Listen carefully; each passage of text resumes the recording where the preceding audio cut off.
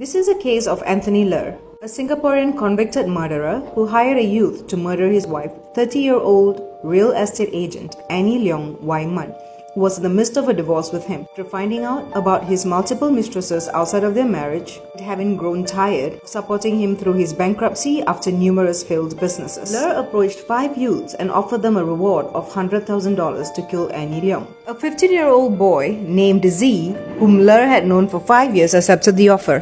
14 May 2001, after several failed attempts, the youth finally killed Annie Leong. Anthony Ler had gone to visit his wife late at night at about 11 p.m. and had asked to meet outside in the playground with their daughter under the pretext of signing some documents regarding their mortgage. Annie had gone back up to her flat, which she shared with her mother, to retrieve a pen, while Ler stayed behind at the playground with their daughter Evelyn. Meanwhile, 15-year-old Z quickly ran up the stairs and reached the 4th floor on time to see Annie stepping out of the lift. He covered the woman's mouth with a red cloth and stabbed her on the neck and chest with a steak knife that Ler had given to him previously. Annie succumbed to her wounds a few hours later. While Z hailed a taxi and got rid of the weapon in the sea, Anthony Ler fantastic job of putting up an act of a grieving husband. However, police were quick to suspect Anthony Ler as he was reluctant to cooperate with them in the hospital regarding Annie's murder. Police covered the crime scene and found one clue, a torn front page of a newspaper which the 15-year-old had used to wrap up the knife. Police found that one of the newspapers in Ler's home had its front page torn out. They also retrieved Microsoft Word files in Ler's computer detailing a conversation between him and his accomplice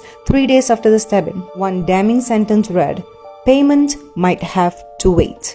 Police were able to gather the group of youth that Anthony had initially approached to kill his wife and also managed to get hold of Anthony Ler's mistresses. They all said that Anthony Ler very often grew violent and spoke of killing Annie, especially if she tried to take their daughter away.